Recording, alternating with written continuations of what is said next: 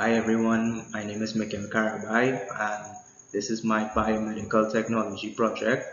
where with this oral presentation I'll discuss the management of biomedical technology in a modern healthcare facility as it pertains to ear, nose, throat and thoracic services in Trinidad and Tobago. So just as an overview, there are many private healthcare facilities in Trinidad and Tobago, but for this discussion, I'm going to focus on the public health sector and specifically the Eric Williams Medical Sciences Complex. We're going to speak about the ENT and thoracic services provided there. Then I'm going to speak on the medical life cycle of equipment, focusing on the equipment inventory in the department, installation, routine evaluation, and preventative maintenance testing, technical training and decommissioning staff would have to undergo. Then I want to speak on the procurement process of new equipment and also computerized hospital tracking and maintenance management systems. Fourth, I would like to speak on some of the healthcare challenges with respect to surgical microscopes, and then I want to discuss my personal experience with the workplace behavior and electrical sessions, and then I'm just going to give a little insight on the internship components of the program for me and how I felt it basically prepared me for fieldwork as a biomedical technician. So the health sector in Trinidad and Tobago is overseen by the Ministry of Health as a governing agency or body, and it's broken into the 5 regional health authorities that are independent across the nation, and they oversee the health facilities within their region. Along with the ENT and thoracic services at Eric Williams Medical Sciences Complex, they also provide many adult and pediatric surgical, medical, and diagnostic services at no cost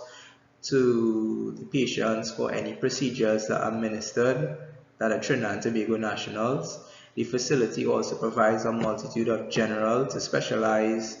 patient quality care services, and it houses the University of the West Indies Faculty of Medicine, which is broken down into the dental school, the veterinary school, and the general medical school. For the management of the medical equipment life cycles within the ENT and thoracic department, the 5 pieces of equipment that I chose were the otoscope, the audiometer, the surgical microscope, the tympanometer, and the mouthful, fiber optic, nasal, laryngo, pharyngoscope. And these were all extensively researched based on their physical description, their operation and functionality, and their clinical significance. But for the purposes of this video, I'm only going to focus on the fiber optic nasal laryngopharyngoscope. So with this device, we're going to look at it from a direct medical application standpoint, and the device operates based upon physics principles of reflection, refraction, refractive index, and total internal reflection. So for diagnostic purposes, the device is used to understand the conditions that may cause a patient chronic coughs, any type of respiratory difficulties, ear pains, throat pains, or if the patient complains about any type of obstructions in their throat, the device could be administered through their nose or their mouth. And like I said, with the physics principles, we have a fiber optic tube that basically operates where when the incident angle from the light source is greater than the critical angle, the light becomes reflected with no refraction, and that allows the light to travel all the way down the tube, right? So the clinician can then look through the telescope lens. This signal can be transmitted onto a monitor, and they get a good view of what may be causing the particular issue or if there's any cause for concern. For installation, routine inspection, preventative maintenance, testing, and training, for the management of the equipment life cycle, it's important that proper installation of the device is in accordance with the manufacturer specifications. This helps improve patient safety because the device is only operating for its intended purpose. And with routine inspection, preventative maintenance testing, this device is then scheduled for regular service checks to ensure it performs at an optimum level and produce accurate results. And this helps reduce the risk of device failure which could have an impact on the effectiveness of any ENT and thoracic departmental services. With training of technical staff, it's important because it ensures that the handling of the device is in accordance with the manufacturer specifications. This also reduces the risk of device failure and improves accuracy in operation of the medical device. For the decommissioning of a medical device is where the facility basically decides to eliminate the medical device, and the medical device is basically either disposed of or reused or refurbished in some type of way, and is ultimately decided based on the resources of the facility by eliminating, like I said, any unnecessary assets that may cause a large economic burden, whether it's to upkeep the machine or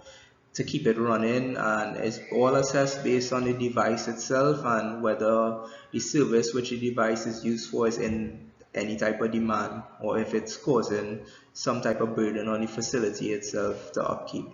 Here I have a flowchart of the procurement process which most facilities undergo when acquiring a new medical device. Once it is approved in the budget, the process basically begins, and it allows staff the time to assess the best suited quality equipment that can be procured at the right time, and they basically, through proper planning, ensure that the delivery, installation and commissioning of the new device is conducted precisely. Here next we have the computerized hospital tracking and maintenance management system, which can integrate some of the hospital systems together, and it allows for maintenance management, and it can be used to centralize some of the hospital facilities from procedural results, medical records, and it can be used for real-time tracking of medical devices. And it can also schedule preventative maintenance and inspection tests for medical equipment. So it's a great way to automate a lot of these services within the hospital. One of the challenges with a piece of equipment within the ENT department is the surgical microscope, which is now increasing in demand for most high precision surgical procedures. The surgical microscope can basically be integrated with many different types of imaging modalities like photoacoustic microscopy, interoperative optical coherence tomography, fluorescent images, and augmented reality systems. The challenge that they have is basically, as technology advances, finding a suitable light source that can illuminate a tissue surface of interest while managing tissue damage, but it's all about seeing what is the best fit based on the surgical procedure and based on the site of interest. For the workplace and behavior sessions, I think things like physical body language, network, and formal codes of conduct in the workplace were really impactful, and it helped me just, remember that how to carry myself in the workspace with the electrical sessions component. I thought it was a really good practical way of implementing all the theoretical work that we've done into some type of realism, and basically there were a lot of good tips in that session. My internship experience between Bright and Pi and those at Curious Technology, I think they both provided a sense of reality in terms of what it is to be a biomedical technician and the importance of being open to continuous education and staying active and immersing yourself in new information and technology. And also a lot of our BMET courses and everything basically came back together, and it was good to kind of know that a lot of the stuff that we've been, I guess, in learning in theory, basically hearing them applying it in the field, so that you know that it all makes sense, it all comes together. So I think that was really good because it gave us a sense of hope, and even the things that the sessions that didn't go too promising, we still knew that okay, well, we have to be able to want to learn more and want to do more. So I thought it was still very helpful. So in closing, I just hope that this presentation gave you some understanding of the management of biomedical technology in ENT and thoracic facilities or departments, and give you an understanding of the public health sector in Trinidad and Tobago, some knowledge and application with respect to healthcare technology management. Thank you for your time, and I hope everyone goes through their final year, final semester with ease.